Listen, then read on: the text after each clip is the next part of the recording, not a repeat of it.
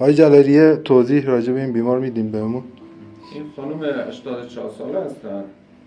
نزدیک 3 ماه و نیم پیش ناگهان دچار کاهش‌هوشیاری شدن. حالا سی اسکن مغزش خونریزی مغزی نشون میده، خونریزی مغزی وسیعی هم هستش.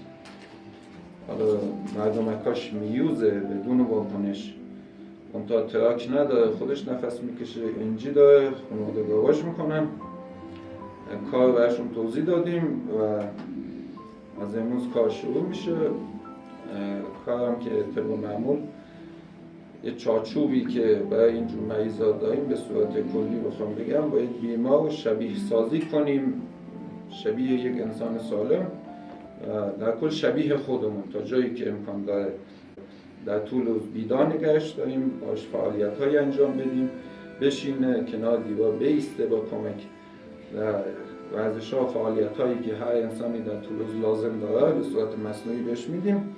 یه چارچوبیه که این باعث میشه که از لحاظ سلامت جسمی شبیه ما بشه، نرمال شه. اونها وقتی شبیه ما بشه، سیستم ایمنیش هم شبیه ما میشه، گردش خونش هم همچنین و بیشتر مسائلش برمیگرده شبیه خودمون میشه، فقط یه هوشش میمونه.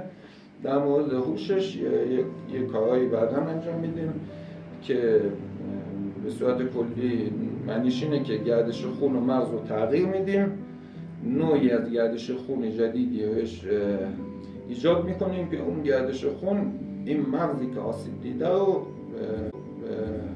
دوباره فعال کنه تا هر چقدر که حد اکثر توانش است.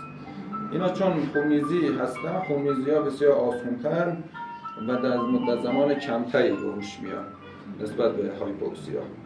ما خانواده خیلی خوبی دارن، پای کار هستن. حالا انشالله خسته نشن، کار انجام بدن. موقعی که دیگه هوشیارتر شده دوباره ما فیلم میگیم براتون میذاریم. خسته نباشید.